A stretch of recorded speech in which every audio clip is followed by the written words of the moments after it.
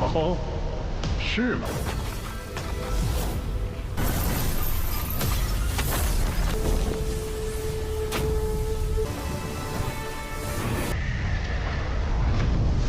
都不会好好说话吗？嗯，斩你！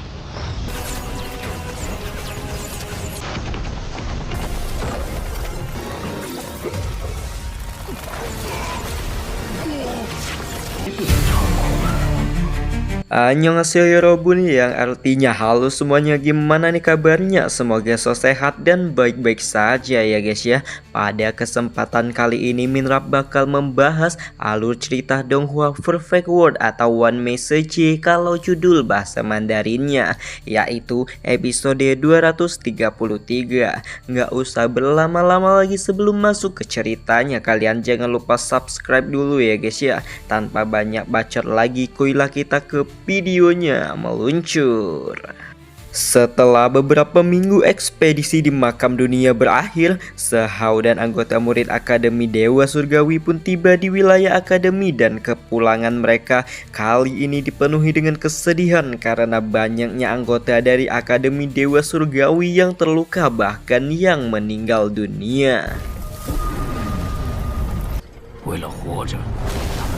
Tetua Agung Akademi Dewa Surgawi menegaskan bahwa pengorbanan ini tidak bisa dibandingkan dengan masa depan dunia ini, dan murid-murid yang tersisa ini akan menanggung beban berat untuk mempertahankan dunia mereka di masa depan. Di saat para tetua membicarakan murid-murid yang sudah berkorban, Sehao dengan serius memperhatikan 6 benih abadi yang sudah dia dapatkan selama ekspedisi makam dunia kali ini. Namun dengan jumlah tersebut, Sehao masih terasa kurang puas dengan hal tersebut. Melihat Sehao yang tampak muram, Qing Yi pun mendekat dan bertanya kepada Sehao, "Keke, apa yang sedang engkau pikirkan?" tanya Qing Yi. Sehao kemudian mengatakan, "Sebenarnya aku telah melewatkan 2 benih abadi tertinggi di makam dunia, di mana aku bertemu dengan benih abadi iblis penyegel surga. Bahkan aku juga melewatkan benih abadi di atas pohon emas 1000 tau." Hal ini disebabkan karena Sehao ditegur keras oleh penjaga pohon emas 10.000 dao yang mengatakan bahwa benih abadi tersebut sudah dipesan dan akan diambil oleh seorang lain ketika matang nanti.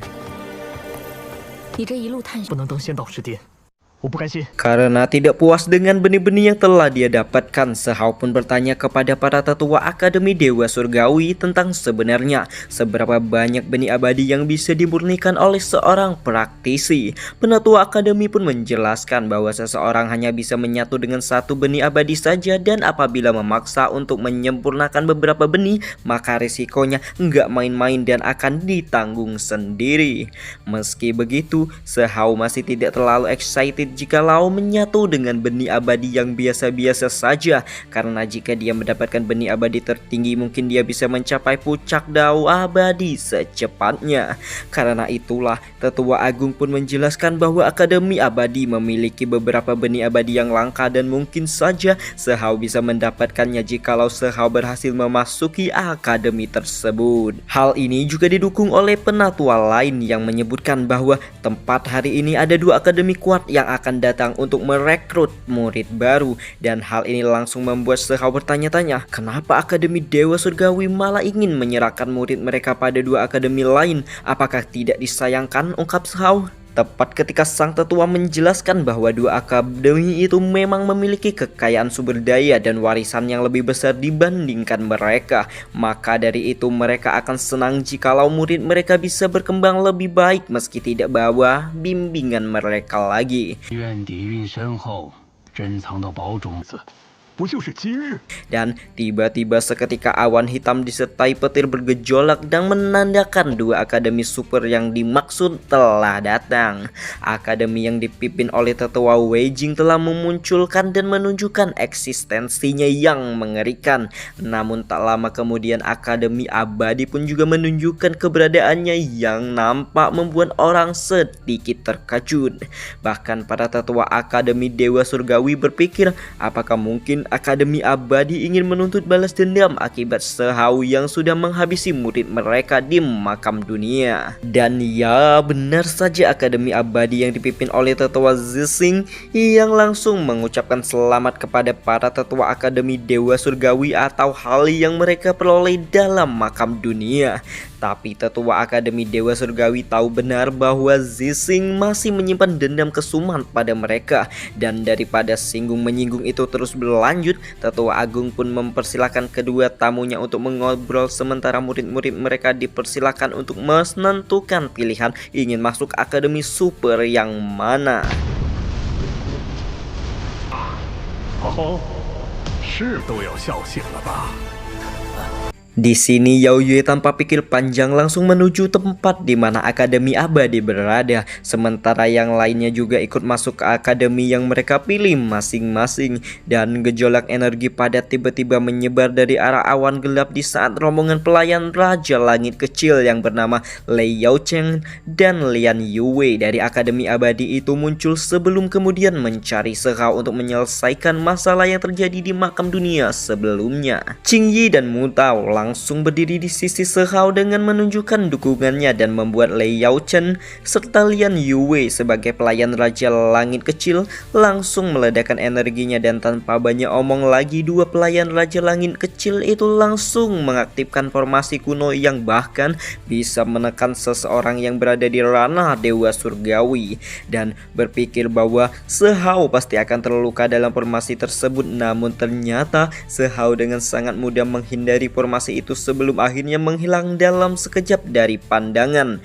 dua pelayan itu, dan malah muncul tiba-tiba di belakang mereka berdua sebelum melayangkan serangan ke musuhnya satu persatu. Target pertama yang menjadi sasaran Shao adalah Lian Yue, dan membuat murid perempuan Akademi Abadi itu berteriak meminta pertolongan untuk diselamatkan oleh Lei Yaochen. Tapi sayangnya Lei Yaochen juga bukan orang yang bisa menandingi Shao, dan akhirnya Lei Yaochen pun diperlakukan tidak lebih baik daripada wanita itu sendiri.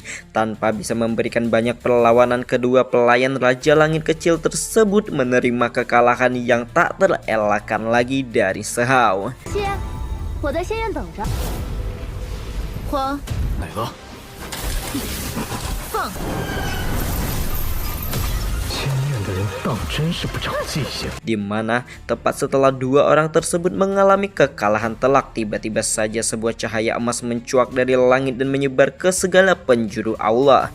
Ketika melihat ledakan cahaya ini, Shao langsung tahu bahwa sosok tuan dari dua guguk yang baru saja dihajar pun akhirnya datang. Yang dimana sosok tuan muda itu tidak lain adalah murid nomor 1 Akademi Abadi, yaitu Xiao Tian alias Sang Raja Langit Kecil.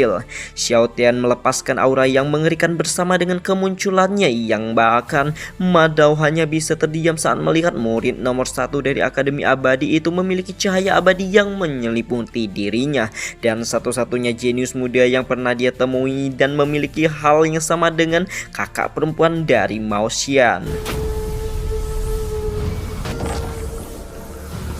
Shao mencoba untuk menenangkan Ma Dao agar tidak terlalu pesimis. Namun Ma Dao menjelaskan bahwa meski kekuatan Xiao Tian belumlah sempurna, akan tetapi praktisi muda semacam ini memang ditakdirkan untuk menjadi tak terkalahkan. Xiao Tian meminta Shao untuk mengembalikan armornya, namun Shao meminta Sang Raja Langit Kecil untuk merebutnya sendiri jika mempunyai kemampuan. Namun Xiao Tian dengan tegas menolak tantangan itu karena dia sudah menerobos ke ranah void dan tidak ingin dilihat sebagai penindas oleh orang-orang. Xiao Tian menyarankan Shao saja menyerangnya sampai goyah, namun tawaran itu juga ditolak mentah-mentah oleh Shao dan berkata, "Aku ingin bertarung denganmu di arena tingkat dewa dengan rana yang sama. Bagaimana? Apakah kau berani?" ungkap Shao dengan nada tajam. Di sisi lain, Yao Yue yang sebagai murid baru Akademi Abadi berusaha untuk mengajak Xiao Tian untuk bernegosiasi. Namun Shao langsung menyelanya karena Sehao yakin bahwa Xiao Tian ini sebenarnya juga ingin baku hantam. Xiao Tian membenarkan kata-kata Sehao, namun sayang karena dia sudah menyatu dengan pembendaharaan agung sehingga bahkan arena tingkat dewa pun tidak bisa menekan rananya. Mendengar hal itu, Xiao Tian mendengus bahkan tersenyum tipis dan meremehkan Sehao. Sampai akhirnya Xiao Tian pun terpancing untuk melawannya, namun Raja Langit kecil itu tidak akan langsung melawan Sehao, melainkan meminta juniornya Wudi yang disebut sebagai murid nomor 1 di ranah Dewa Surgawi untuk melawan Sehao terlebih dahulu.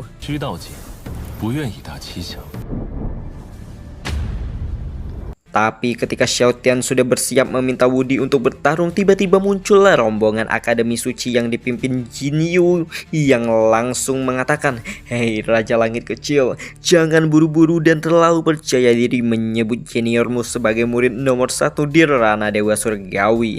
Hal ini menyebabkan pertempuran antara Sehao dengan Xiao Tian melebar menjadi pertandingan antar 3 akademi. Melihat itu, tetua agung pertama Akademi Dewa Surgawi yaitu Meng Tianjiang yang sudah sejak awal memperhatikan situasi tersebut dan langsung merasa tertarik dan membentuk arena tingkat dewa dengan energi abadinya sebagai tempat bertarung untuk murid-murid dari 3 akademi tersebut.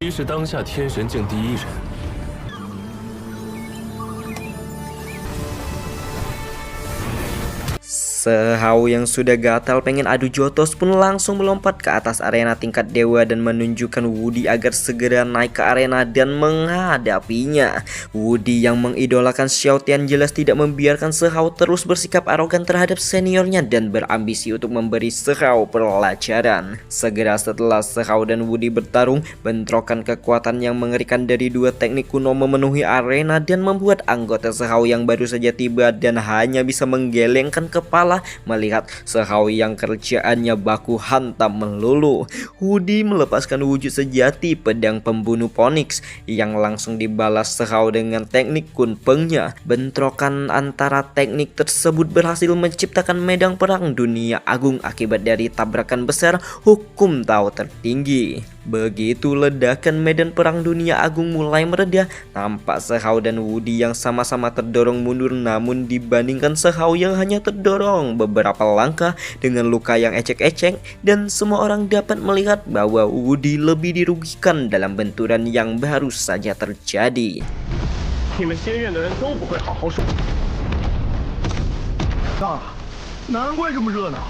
Xiao Tian baru saja berpikir bahwa Sehao mungkin saja memang benar bisa melawannya ketika 2 petarung sama-sama memulihkan diri mereka masing-masing, dan di sini Wudi mengaktifkan ilmu surgawi 9 putaran untuk melawan Sehao. Teknik surgawi 9 putaran Wudi memang merupakan teknik tingkat tinggi yang membuat seluruh dunia tercengang kagum. Sayangnya Sehao sudah pernah melihat teknik ini versi yang lebih kuat ketika melawan binatang abadi dari domain asing sebelumnya.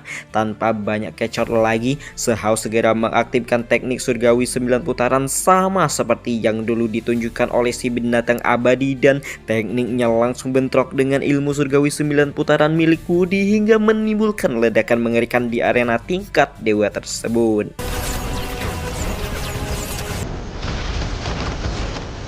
Wudi masih merasa bahwa tekniknya pasti lebih overpower dibandingkan Sehao. Sementara itu, Huang alias Sehao justru fokus pada hukum ruang spasial dan teknik surgawi 9 putaran, dan dia berpikir untuk menggunakan hukum Dao tersebut dalam hal menyempurnakan teknik surgawi 6 jalur reinkarnasinya.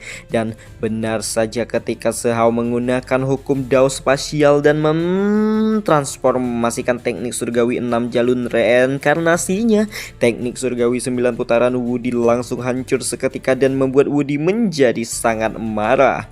Melihat situasi pertarungan yang pada akhirnya merugikan Wudi, Xiao Tian langsung mendekati juniornya itu dan meminta Wudi untuk mundur, namun Wudi sudah kehilangan kesabaran dan akhirnya menunjukkan wujud aslinya sendiri sebagai anjing 9 alam baka yang merupakan salah satu dari keturunan 10 monster iblis jahat.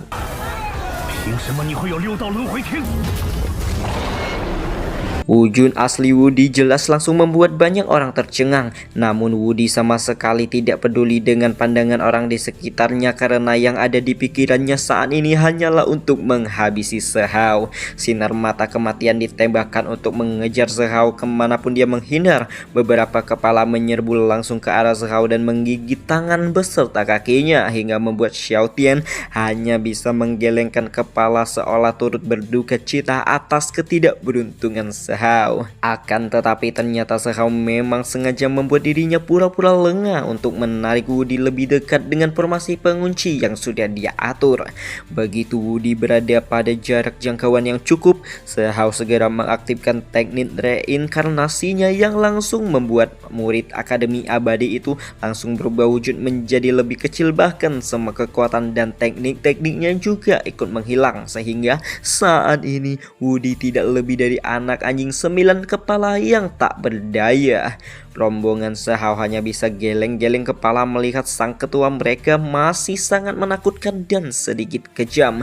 Sementara Zhao sendiri mendekati Woody yang tidak berdaya dengan ekspresi puas sebelum berniat untuk nge-end iblis kecil itu. Akan tetapi